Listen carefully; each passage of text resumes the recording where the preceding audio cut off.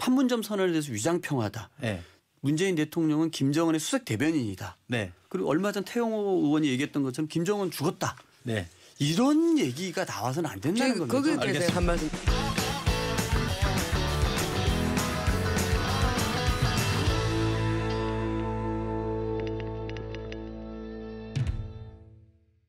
북한이 이 대북 전단 살포를 이유로 남북 간의 연락 채널을 단절하겠다라고 했습니다.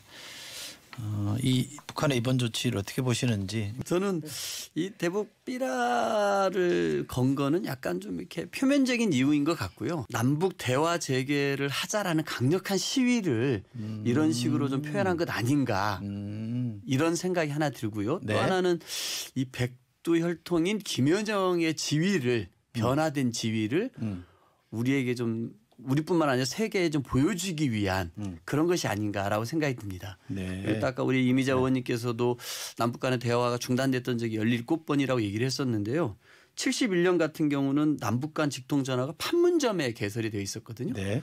그 이후에 이게 대화가 단절됐다가 재개될 때는 이 직통전화의 수준이 높아집니다.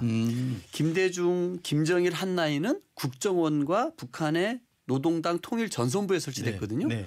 문재인 정부에 들어와서는 청와대와 북한의 국무위에 설치가 됩니다. 아마 이거 단절 이후에 다시 연결된다면은 아마 문재인 대통령의 관저와 김정은 국무위원장의 관저에 설치되지 않을까 이런 생각을 한번 해보게 됩니다. 자, 그건 북한의 반응에 대해서 북한이 취한 태도에 대해서는 그런 해석들을 하셨고요.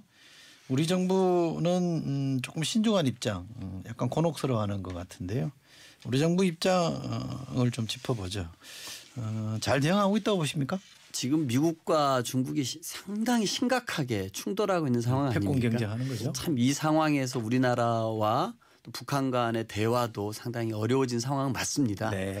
역설적으로 이 상황이 우리의 역할을 키우고 있는 것 같습니다. 네. 네. 근데 진짜 20대 국회까지만 하더라도 우리 정부의 입지가 좁았는데 그거는 뭐냐면 저는 이 남남 갈등에 대한 우려 때문에 네. 남남 굉장히 그 보폭을 넓히기가 쉽지 않았거든요. 네. 근데 저는 이제 21대 국회에 많은 국민들이 어쨌든 이 문재인 정부와 더불어민주당에 힘을 실어준 것 아니겠습니까? 네. 저는 그런 의미에서 이제는 이 남북 간에 할 수 있는 일을 좀 주도적으로 찾아서 우리 정부 해야 된다. 네.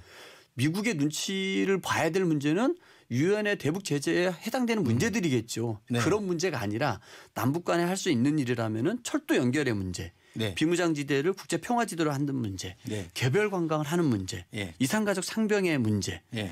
이런 문제들에 대해서 또 유해를 공동으로 발굴하는 문제 네. 이런 문제들을 적극적으로 저는 치고 나갈 필요가 있다고 생각합니다. 네. 그렇게 할 때만이 이 미중 간의 충돌 속에서 이 남북 관계가 겉돌고 있는 거를 네. 저는 이 주도적으로 우리가 풀어나갈 수 있는 것 아닌가라고 생각이 들고요. 네.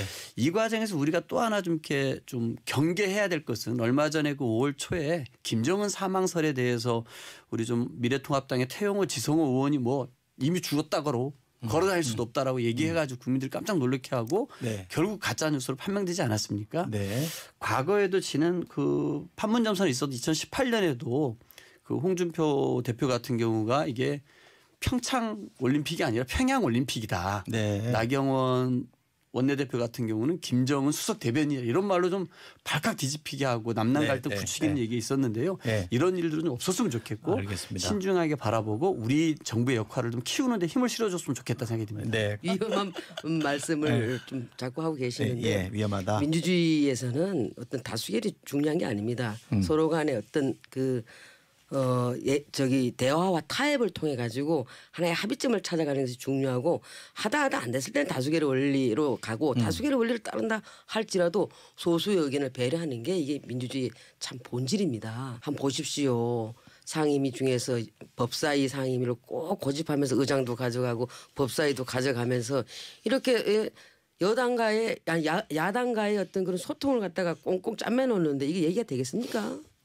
이런 얘기가 안 된다는데요. 저는 이제 이 문제를 뭐 이렇게 뭐 원구성까지 갈 문제는 아닌 것 같고요. 네. 우리 시대의 지금 과제 중에 하나가 이 한반도 평화 체제를 어떻게 구조화시켜낼 것이냐, 정착시켜낼 거냐가 시대적 과제 중에 하나라고 네. 생각합니다. 예.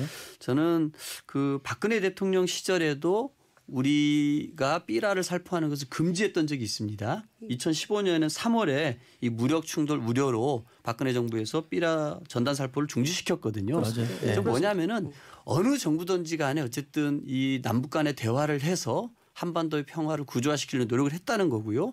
그 결정적인 계기들이 또 문재인 정부에서 문재인 대통령이 만들어냈던 게 4.27 판문점 선언이고 9.19 평양선언 남북 군사 합의서 아니겠습니까? 저는 이 평화를 향한 우리 국민들의 염원, 전 세계적인 염원들을 구조화시키고 국회가 뒷받침하는 건 필요하다고 생각이 들어요. 그런데 저는 물론 그렇습니다. 당시에 판문점 선언 비준하는 문제가 우리 국회에서 국회벽을 넘지 못했다는 건 되게 부끄러운 일이거든요.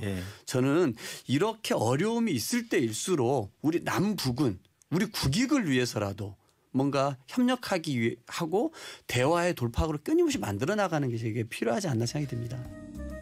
2015년 3월에 정부가 전단 살포를 금지시켰거든요. 그리고 바로 그 다음에 2016년 대법원 판례가 하나 나왔습니다. 네. 뭐라 그랬냐면은 표현의 자유도 접경 지역 주민의 생명과 안전, 환경 여건과 조화를 이뤄야 한다라고 대법원 판례가 나왔거든요. 네. 이런 판례가 있었으면은 입법부는 좀 뒷받침할 필요가 있는 겁니다. 네. 저는 그런